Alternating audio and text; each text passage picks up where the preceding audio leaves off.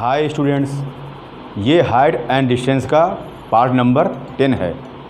इस पार्ट में मैं आप लोगों को सवाल नंबर 22 और सवाल नंबर 23 समझाऊंगा। तो आइए शुरू करते हैं हाइट एंड डिस्टेंस का पार्ट नंबर 10। तो आइए स्टूडेंट्स, क्वेश्चन नंबर 22 को रीड करते हैं और लगाते हैं। एक मंदिर तथा उस पर लगा पताका दंड क्षैतिज भूमि के किसी बिंदु पर क्रमशः 30 अंश और 30 अंश के कोण अंतरित करते हैं। यदि मंदिर की ऊंचाई 10 मीटर हो तो पताका दंड की ऊंचाई ज्ञात करना है। तो स्टूडेंट्स, यहाँ पर दो आकृतियाँ हैं, एक मंदिर है और एक क्या है, पताका दंड। तो सबसे पहले यहाँ पर सिचुएशन देखनी पड़ेगी कि मंदिर कैसा बनेगा और पताका दंड कैसा बनेगा। उसके बाद हम लोग ये देख पाएंगे कि इनके जो उन्नयन कोण हैं ये कहाँ से कैसे बनेंगे। चलिए देखते हैं। एक मंदिर तथा उस पर लगा पताका दंड। तो स्टूडेंट्स, सबसे पहले मंदिर बनाया जाएगा। मंदिर बनाने के लिए हम लोग मंदिर को एक क्या दिखा देंगे, वर्टिकल लाइन यानी कि ऊर्ध्वाधर रेखा दिखाएंगे। मान लेते हैं AB एक मंदिर हो गया।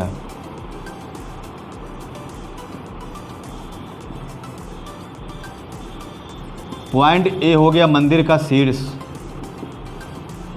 यानी कि टॉप, और पॉइंट B हो गया मंदिर का आधार यानी कि बेस। एक मंदिर तथा उस पर लगा पताका दंड।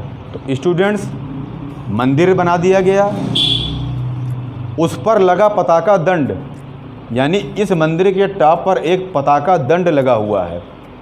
पताका दंड का मतलब होता है किसी भी झंडे को फहराने के लिए जो उसमें एक डंडा बांधा जाता है उसको बोलते हैं पताका दंड। तो इसके ऊपर एक पताका दंड बना देंगे।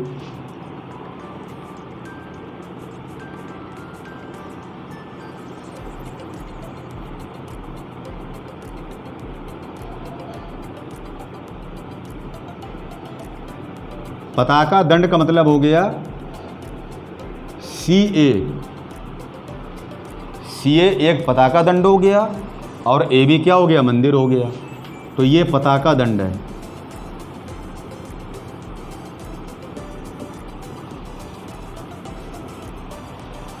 क्षैतिज भूमि के किसी बिंदु पर, तो हम लोग यहाँ पर एक क्षैतिज रेखा बना लेंगे और एक बिंदु का क्या नाम दे देंगे, ABC। तो यहाँ पर बिंदु हो जाएगा D। किसी बिंदु पर तो हमने क्या मान लिया, पॉइंट D पर। क्रमशः 30 अंश और 30 अंश के कोण अंतरित करते हैं। तो स्टूडेंट, इसका मतलब ये है कि मंदिर कोण बनाता है बिंदु D पर और उसके ऊपर जो पताका दंड लगा हुआ है ये भी कोण कहाँ बनाता है, बिंदु D पर। तो सबसे पहले हम लोगों को ये समझना पड़ेगा कि मंदिर अगर क्षैतिज बिंदु पर कोण बनाएगा तो कैसे बनाएगा, और फिर उसके ऊपर जो पताका दंड लगा हुआ है ये अगर बिंदु D पर कोण बनाएगा तो कैसे बनाएगा। तो देखिए कैसे बनेगा कोण। मंदिर AB जब बिंदु D पर कोण बनाएगा तो कैसे बनाएगा, मंदिर के बेस से पॉइंट D को मिला दिया गया और मंदिर के शीर्ष यानी टॉप से पॉइंट D को मिला दिया जाएगा। तो स्टूडेंट्स, ये जो एंगल बनेगा ये कहलाएगा क्या, मंदिर द्वारा बनाया गया कोण किस पॉइंट पर, D पर। और ये जो पॉइंट D है ये क्षैतिज भूमि पर है, ठीक है ना। अब यानी मंदिर कोण बनाने के लिए मंदिर के टॉप से पॉइंट D को मिला देंगे और मंदिर के बेस से पॉइंट D को मिला देंगे। तो ये हो गया मंदिर AB के द्वारा भूमि पर बिंदु D पर बनाया गया कोण। इसी प्रकार अब पताका दंड कोण बनाएगा। तो स्टूडेंट, यहाँ पर एक बात ये समझनी पड़ेगी, ये जो पॉइंट A है ये पताका दंड का बेस होगा और जो पॉइंट C है ये पताका दंड का क्या होगा, शीर्ष होगा। यानी हम लोग ये समझ सकते हैं आप लोग समझिए, जैसे ये मार्कर है तो ये मार्कर को मंदिर मान लेते हैं। अब मार्कर का ये हो गया, यानी मंदिर का ये क्या हो गया, बेस, और ये क्या हो गया, टॉप। इस पर जब पताका दंड लगा दिया जाएगा इस तरह से आपको हम दिखा रहे हैं, तो जहाँ पर मंदिर का टॉप होगा वहाँ पर मार्कर का पेन का क्या होगा, आधार यानी कि बेस होगा। यानी मंदिर का शीर्ष और पेन का आधार यानी कि पताका दंड का क्या आधार, ये एक ही पॉइंट होगा। यानी हम लोग ये समझ सकते हैं कि जो पॉइंट ए है वो मंदिर का शीर्ष होगा और पॉइंट ए ही क्या होगा, मंदिर का आधार होगा। मंदिर का नहीं, पताका दंड का। तो मंदिर का आधार होगा बी, मंदिर का शीर्ष होगा ए, पताका दंड का आधार होगा ए और पताका दंड का शीर्ष क्या होगा, सी। अब यहाँ पर जब पताका दंड कोण बनाएगा तो पॉइंट ए से किसको मिला दिया गया, पॉइंट डी से, जैसे मंदिर में किया गया था। अब पताका दंड का जो टॉप है यानी कि पॉइंट क्या है, सी है, तो यहाँ से बिंदु डी को मिला दिया जाएगा। तो अब ये वाला कोण होगा 30 अंश। हम लोग क्या सोचते हैं, ये पूरा मिला देंगे तो ये 30 अंश होगा, ऐसा नहीं है। 30 अंश तो पहले से ही क्या बना हुआ है, मंदिर का कोण। यानी पताका दंड का कोण बनाने के लिए पताका दंड के बेस से पॉइंट डी को मिला दिया गया और पताका दंड के टॉप यानी कि शीर्ष से पॉइंट डी को मिला दिया गया। इनके बीच में जो ये है यही कहलाएगा क्या, पताका दंड द्वारा अंतरित कोण क्षैतिज बिंदु डी पर। अब ये 30 अंश हो गया, 30 अंश हो गया, तो स्टूडेंट टोटल एंगल कितना हो जाएगा, ये टोटल एंगल हो जाएगा 60 अंश। यदि मंदिर की ऊंचाई 10 मीटर है तो मंदिर की ऊंचाई क्या मान ली गई, 10 मीटर। तो यहाँ पर 10 मीटर मंदिर की ऊंचाई दी हुई है। पताका दंड की ऊंचाई ज्ञात की जानी है, यानी पताका दंड की ऊंचाई ज्ञात करनी है। तो पताका दंड कहाँ से कहाँ तक है, पताका दंड सी से ए तक है। तो सी से ए तक की जो दूरी है इसको मान लेते हैं एच मीटर। इसको क्या मान लेंगे, एच मीटर। इस डिस्टेंस को मान लेंगे एक्स मीटर। और मंदिर कितने डिग्री पे होगा, 90 डिग्री पे मंदिर होगा। अब ये टोटल डिस्टेंस कितनी होगी, तो ये टोटल डिस्टेंस हो जाएगी h + 10।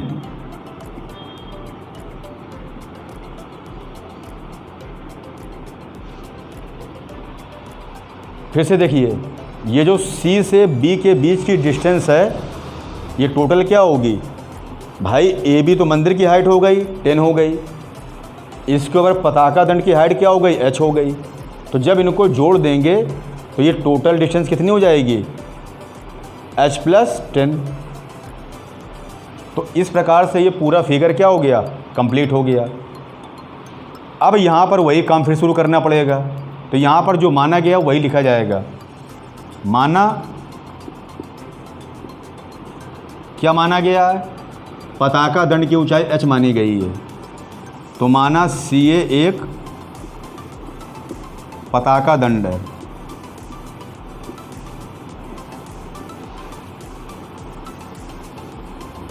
जिसकी ऊंचाई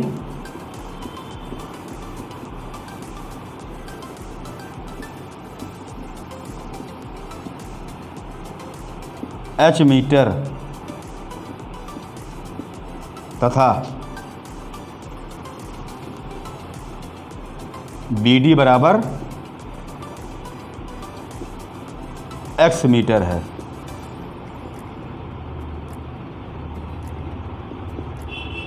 अब स्टूडेंट्स यहाँ पर हम लोगों को पताका दंड की हाइट निकालनी है। तो जो पताका दंड की हाइट है वो C से A तक के बीच की क्या डिस्टेंस है। यहाँ पर दो राइट एंगल ट्रायंगल बन रहे हैं, एक बन रहा है ABD और एक बन रहा है बी डी।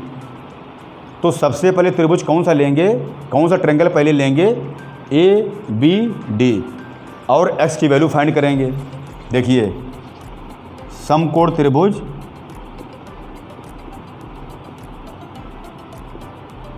किसमें, ए बी डी में। फिर वही पुराने काम करने हैं। 90 के सामने क्या होगी, हाइपोटेनस, ये एंगल हो गया, एंगल के सामने क्या होगी, परपेंडिकुलर, ये क्या हो जाएगी, बेस। तुमको बेस पता करना है और परपेंडिकुलर कितना है, 10 मीटर है। तो यहाँ पर क्या लगा देंगे, L/A का रेशियो। तो यहाँ पर लग जाएगा tan 30 डिग्री। tan 30 डिग्री की वैल्यू क्या हो जाएगी, L/A। अब यहाँ पर tan 30 डिग्री की वैल्यू होती है 1/√3। L की वैल्यू कितनी है, 10 है, और A की वैल्यू कितनी है, x है। अब यहाँ क्रॉस मल्टीप्लाई करा देंगे तो x की वैल्यू आ जाएगी 10√3। ये इक्वेशन फर्स्ट बन गई, यानी समीकरण फर्स्ट बन गया।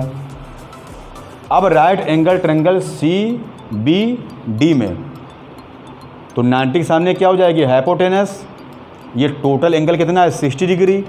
इसके सामने क्या हो जाएगी, परपेंडिकुलर, ये बेस हो जाएगी। तो बेस और परपेंडिकुलर, तो रेशियो कौन सा लगेगा स्टूडेंट्स, tan का। तो समकोण त्रिभुज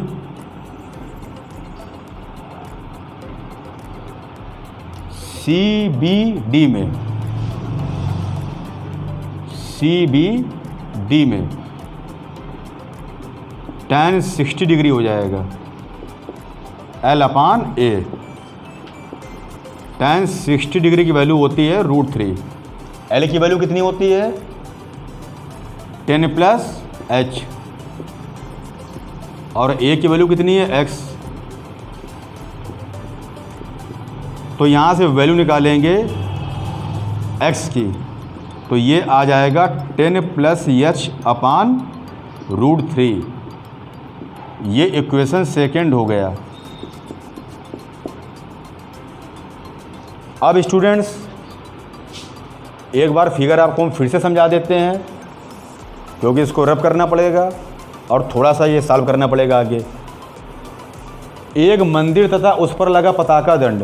तो स्टूडेंट्स क्या करेंगे, ए बी एक मंदिर बना लिया गया और सी ए क्या हो गया, पताका दंड इसी के ऊपर लगा हुआ है। क्षैतिज भूमि के किसी बिंदु पर तो एक क्षैतिज रेखा बना दी गई मंदिर के आधार से, पॉइंट क्या हो गया, डी हो गया। क्रमशः 30 अंश और 30 अंश के कोण अंतरित करते हैं। तो हमको ये समझना पड़ेगा कि मंदिर कोण बनाएगा तो कैसे बनाएगा, डी पर, और पताका दंड कोण बनाएगा तो कैसे बनाएगा, डी पर। तो कैसे कोण बनाएगा स्टूडेंट्स, मंदिर के टॉप से पॉइंट डी को मिला दिया गया और मंदिर के बेस से पॉइंट डी को मिला दिया गया। तो ये हो गया मंदिर द्वारा बनाया गया बिंदु डी पर कोण। अब जब पताका दंड बनाएगा तो पताका दंड का बेस क्या होगा, पॉइंट ए, तो इससे मिला दिया गया पॉइंट डी को। और इसका शीर्ष यानी कि टॉप क्या होगा पताका दंड का, पॉइंट सी, तो इसको मिला दिया गया पॉइंट डी से। तो ये जो बीच की गैप है यानी चाप है, ये कहलाएगा क्या, पताका दंड द्वारा बनाया गया कोण। ये कोण 30 अंश नहीं होगा कि हम लोग सोचें ये क्षैतिज रेखा है, दृष्टि रेखा है, इसको मिला दें। तो यही यहाँ पर एक विशेष बात थी जो हमने आपको बताया। अब जब टोटल एंगल निकालेंगे तो 30 + 30 कितना हो जाएगा, 60 डिग्री। पताका दंड की ऊंचाई ज्ञात करनी है, क्या मान लेंगे, h। पताका दंड कहाँ से कहाँ तक है, C से लेकर A तक, और मंदिर की ऊंचाई कितनी दी हुई है, 10 मीटर। तो मंदिर कहाँ से कहाँ तक है, A से B तक। फिर टोटल डिस्टेंस क्या हो जाएगी, h + 10 या फिर 10 + h मीटर, इसको मान लेंगे x मीटर। फिर माना CA एक पताका दंड है जिसकी ऊंचाई h मीटर है और BD बराबर क्या लेट किया गया है, x मीटर। फिर राइट एंगल ट्रायंगल, पहले इसको ले लेंगे, इसमें थोड़ा सा साइड में क्या x है यानी कैलकुलेशन कम है, तो क्या लगा देंगे tan 30 डिग्री, उससे वैल्यू किसकी निकाल लेंगे, x की। ये इक्वेशन फर्स्ट हो गई। इसी प्रकार सेकेंड राइट एंगल ट्रायंगल से क्या निकाल लेंगे, tan 60 डिग्री के साथ क्या हो जाएगा, L/A। तो इससे x की वैल्यू क्या आ जाएगी, 10 + h बटे में √3। तो ये इक्वेशन सेकेंड बन गई।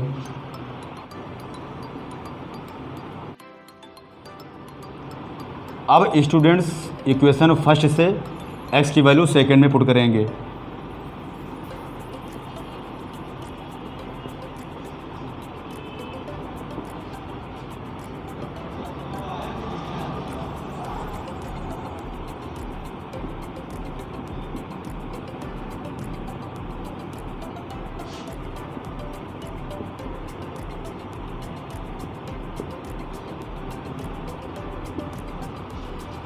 इक्वेशन फर्स्ट में x की वैल्यू क्या है, 10√3।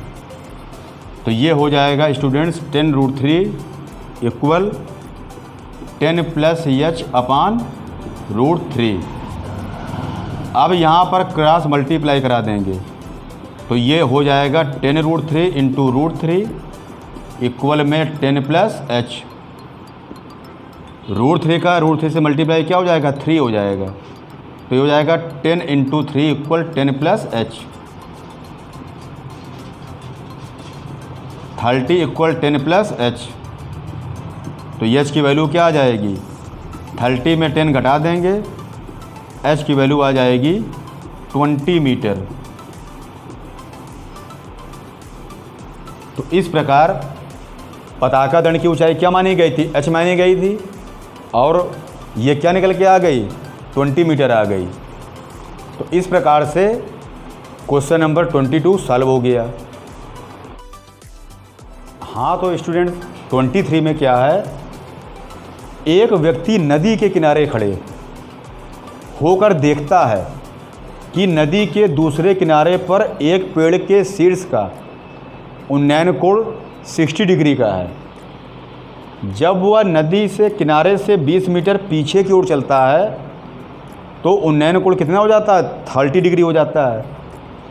पेड़ की ऊंचाई तथा नदी की चौड़ाई ज्ञात करनी है। तो यहाँ पर व्यक्ति की स्थिति क्या बनी हुई है, एक व्यक्ति है नदी के किनारे खड़े होकर देखता है, यानी एक व्यक्ति हो गया और उसके सामने से नदी बह रही है। अब नदी में दो किनारे होंगे, एक किनारे पर क्या है, व्यक्ति खड़ा हुआ है, दूसरे किनारे पर क्या खड़ा है, एक पेड़ खड़ा है। तो वो व्यक्ति क्या देखता है, जो नदी के दूसरे किनारे पर पेड़ खड़ा हुआ है उसके शीर्ष का उन्नयन कोण कितना है, 60 डिग्री है।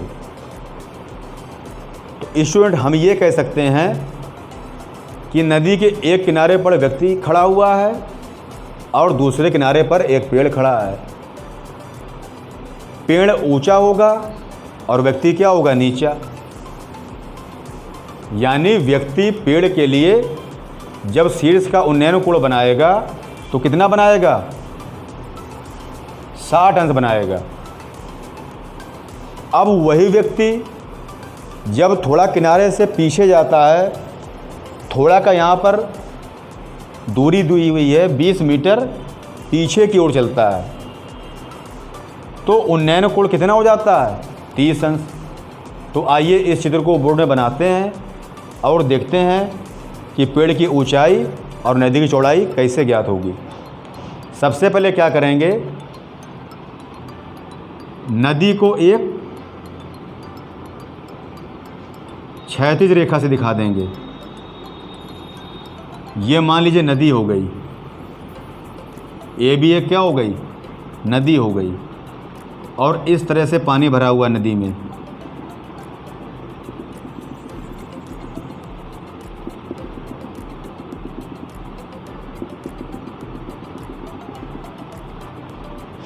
बिंदु ए को मान लेते हैं पहला किनारा,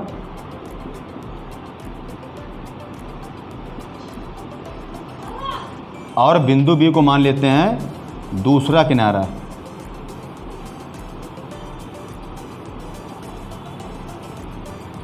आप सभी लोग जानते हैं कि एक नदी के दो किनारे होते हैं।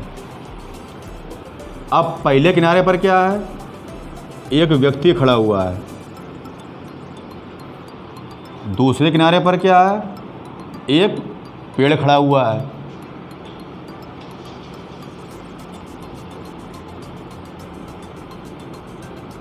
तो यहाँ पर स्टूडेंट्स पेड़ की ऊंचाई की तुलना में जो व्यक्ति की ऊंचाई होगी ये बहुत कम होगी। तो हम लोग पॉइंट ए पर व्यक्ति मान लेते हैं और ये नदी का क्या हो गया, पहला किनारा। पॉइंट बी पर क्या है, पेड़ का क्या होगा, आधार होगा, और नदी का क्या होगा, दूसरा किनारा। तो इस तरह से ये पेड़ खड़ा हुआ है। ये थोड़ा सा हम पेड़ का शिखर बना देते हैं इस तरह से। ये पेड़ का क्या हो गया, शिखर। पेड़ कितने डिग्री पे खड़ा होगा, पेड़ खड़ा होगा 90 डिग्री पर। इट मीन्स नदी के एक किनारे पर व्यक्ति खड़ा हो गया और दूसरे किनारे पर क्या खड़ा हो गया, पेड़। शिखर को ही शीर्ष कहा जाता है। शीर्ष का मतलब होता है किसी भी वस्तु का सबसे ऊपरी पॉइंट जो होता है उसी को शीर्ष कहा जाता है। अब व्यक्ति क्या देखता है कि जो पेड़ के शीर्ष का उन्नयन कोण 60 अंश है, तो इसी पॉइंट ए से पेड़ के शिखर को मिला देंगे और पेड़ का शिखर हो जाएगा पॉइंट सी। तो ये उन्नयन कोण कितना है, 60 अंश है। जब वो किनारे से 20 मीटर पीछे की ओर चलता है। अब स्टूडेंट यहाँ ये बात समझनी पड़ेगी कि 20 मीटर पीछे का क्या मतलब है। देखिए पॉइंट ए पर व्यक्ति हो गया, अगर हम इस तरफ चलते हैं तो इसका मतलब क्या हो गया कि जो व्यक्ति है ये पेड़ की ओर आ रहा है और वो कह रहा 20 मीटर पीछे की ओर चलता है। तो पॉइंट ए से जब बी की ओर बढ़ेंगे तो ये नदी मिलेगी, क्या मिलेगी। इसका मतलब ये है कि पीछे की ओर चलने के लिए उसको अपोजिट डायरेक्शन में चलना पड़ेगा। यानी पहले पेड़ के सामने मुंह करके खड़ा था और जब पीछे चलेगा तो इस दिशा में वो क्या होगा, बैक होगा, यानी कि लौटेगा। तो यहाँ पर एक पॉइंट डी नाम दे देते हैं और ये कितना चला है, 20 मीटर। इतनी बात क्लियर है। 20 मीटर चलने के बाद अब उन्नयन कोण कितना हो जाता है पेड़ के शिखर का, 30 डिग्री। तो अब पॉइंट डी से पेड़ के शिखर को मिला देंगे और ये कितना उन्नयन कोण हो गया, 30 डिग्री। पेड़ की ऊंचाई और नदी की चौड़ाई ज्ञात करनी है। तो पेड़ की ऊंचाई क्या मान लेंगे, पेड़ की ऊंचाई मान लेंगे h मीटर और नदी की चौड़ाई क्या मान लेंगे, x मीटर।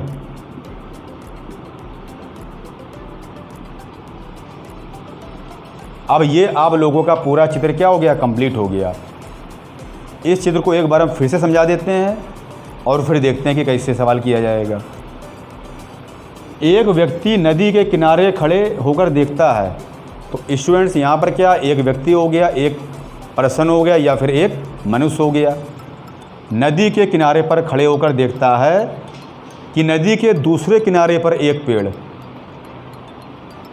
नदी के 2 किनारे होते हैं, तो एक किनारे पर व्यक्ति खड़ा हो गया, पॉइंट ए नाम दे दिया। दूसरे किनारे पर पेड़ खड़ा हो गया, पॉइंट बी नाम दे दिया गया। अब पेड़ की तुलना में जो मनुष्य है इसकी ऊंचाई क्या होगी, बहुत कम होगी। तो इसकी ऊंचाई हमने नहीं दिखाई। पेड़ की ऊंचाई क्या दिखा दी, सी बी। स्टूडेंट्स जहाँ पेड़ का आधार पॉइंट बी है वहीं पेड़ का शिखर क्या है, पॉइंट सी है। तो व्यक्ति कितना उन्नयन कोण देखता है, 60 अंश। अब जब वह 20 मीटर पीछे चलता है तो 20 मीटर पीछे चलने का मतलब क्या हो गया, ये इस दिशा में नहीं चलेगा, ये पीछे चलेगा 20 मीटर।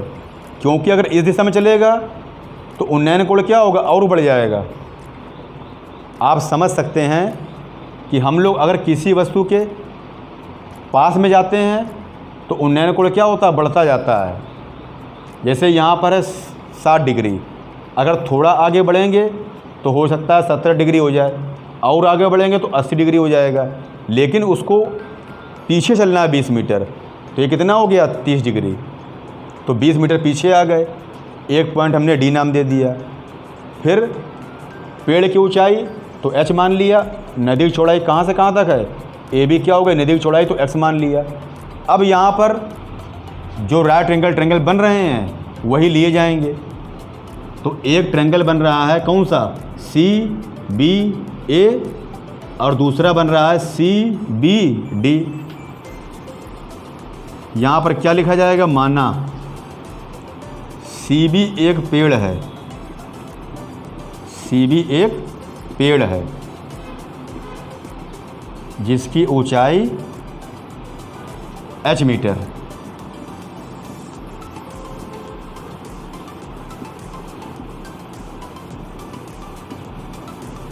तथा ए बी बराबर x मीटर है। पहले समकोण त्रिभुज कौन सा लेंगे स्टूडेंट, सी बी ए में।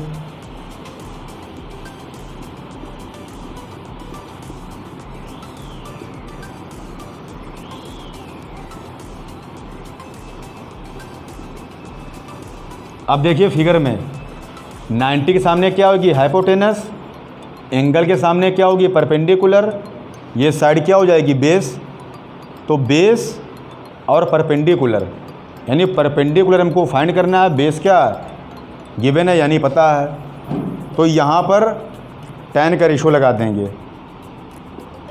tan 60 डिग्री इक्वल में हो जाएगा L/A। L की वैल्यू कितनी है h, A की वैल्यू कितनी है x।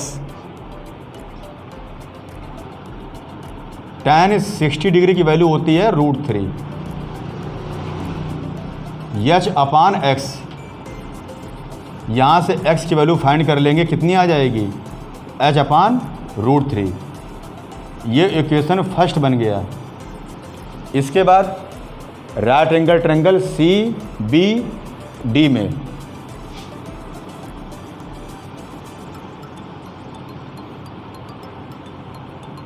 सी बी डी में फिर से वही काम, 90 के सामने क्या होगी, हाइपोटेनस, एंगल के सामने क्या होगी, परपेंडिकुलर, ये क्या हो जाएगी, बेस। तो यहाँ पर टोटल डिस्टेंस कितनी हो जाएगी, ये हो जाएगी 20 + x मीटर।